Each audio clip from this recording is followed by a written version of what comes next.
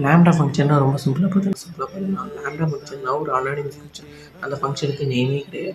இப்போது நார்மலா function use பண்ணியிருப்பீங்க. ஆனா அந்த ஃபங்க்ஷனுக்கு இந்த ஃபங்க்ஷனுக்கு என்ன டிஃப்ரெண்ட்னா, இப்போ அங்க வந்து நீங்க நேம் டிக்ளேர் பண்ணுவீங்க. இங்க நேம் டிக்ளேர் பண்ண மாட்டீங்க.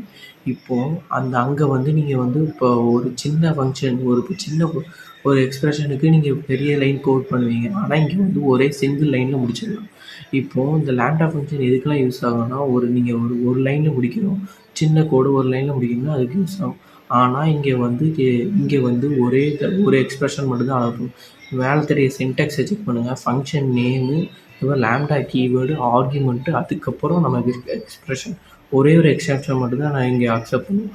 இப்போ இத வந்து இதுக்கு வந்து எதுலலாம் யூஸ் பண்ணுவாங்கன்னா, லிஸ்ட்டு, மேப்பு, ரெடியூஸு, அதுக்கப்புறம் கண்டிஷனல் செட் பண்ணி எல்லா ஃபங்க்ஷன்லையும் நம்ம யூஸ் பண்ணலாம். மேல தெரியிற எக்ஸாம்பிள செக் பண்ணி பாருங்க.